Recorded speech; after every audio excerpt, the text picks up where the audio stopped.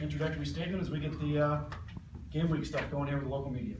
Yeah, with all the practices and a little longer camp than normal, I think every football team throughout the country, college football teams, ready to play games and see what you really do have. And been really proud of our guys throughout the summer, and certainly over the last 4 weeks and how they've worked. You know, camp, I've said this a couple times, it's been drama-free, a lot of new guys, 40-some new players there, some new staff members. They've worked really hard, and I can see there's a little pep in their step yesterday's practice because it's game week and they're ready to go out and get somebody different than their own teammates, so it should be a fun week. Questions for Coach?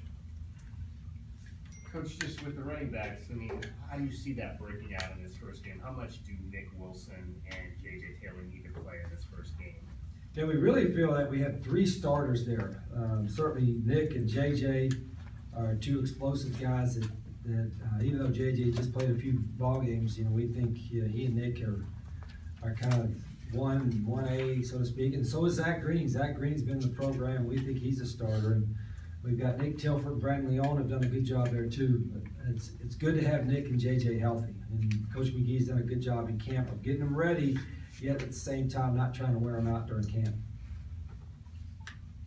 You have Brandon and Khalil listed as kind of co-starters, I guess, on the depth chart. What is the meaning of that "or" between those 2 guys? You know, not as much as maybe you all would like to put into it. I think it'll start to clear up a little bit. We've been practicing 6 quarterbacks in the last week. We've whittled that down to more 4 guys getting ready, and then you know the Brandon and Khalil have been the ones that have taken reps with the ones, and they've both gotten better.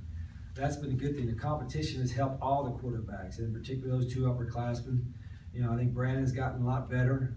I think Khalil has been trying to close the gap, and he's still competing with it. And you know, it'll clear up by the end of the week. I feel confident with both those guys, and I do feel confident 2 freshmen too. They've learned a great deal in just 4 weeks in the system. So we're in a pretty good spot there, quarterback.